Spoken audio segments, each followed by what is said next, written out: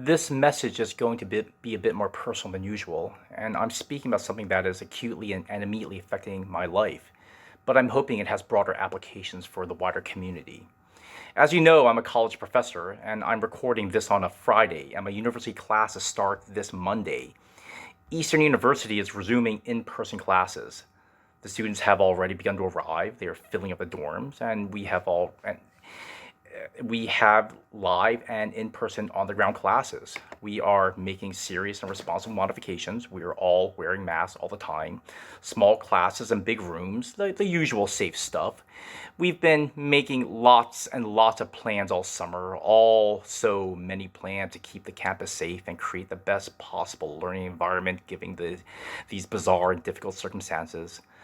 Other colleges and universities have also opted to hold live, in person, on the ground classes, and I've been watching them very closely to see what happens.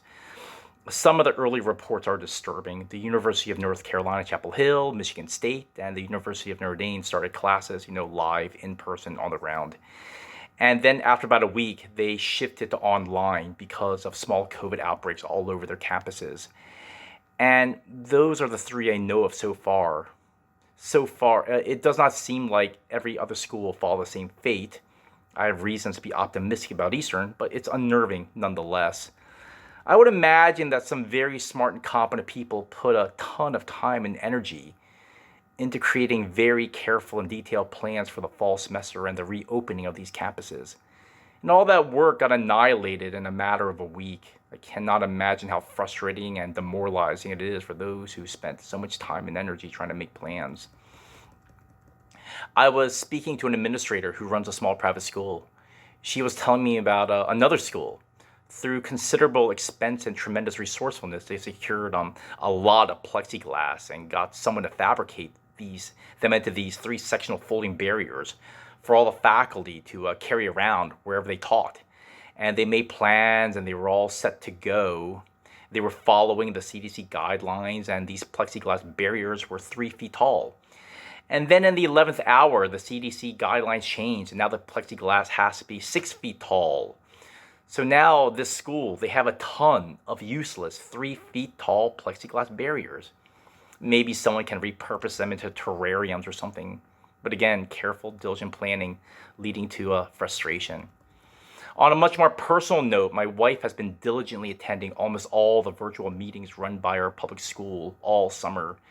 These meetings were giving updates on the ever-changing plans for how schools would reopen for our children. They were shifting variations on plans, all of which caused us considerable anxiety. But all the plans that they were describing were about how to accommodate meeting students in person, in the building. And then about 2 weeks ago, with no warning, school is now 100% online for the first marking period, at least, maybe longer.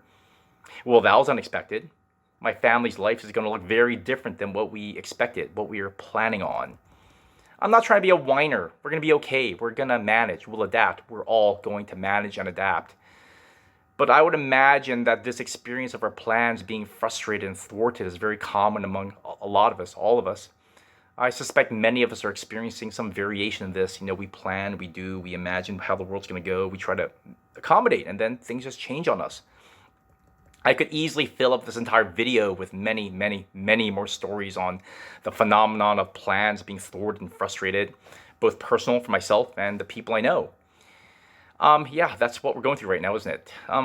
This reminds me, though, in a very different sort of way, though. I remember something that I went through in my 20s. I had an idea about how my life was supposed to go. It was logical and reasonable. Based on the past 20 years, I projected into the future. I made plans, established goals, and I worked hard at it, trying to get to a certain place. And then in my 20s, some unexpected stuff happened. Not stuff I did. Utterly unanticipated stuff happened to me. Stuff that I would have never imagined, as possibilities.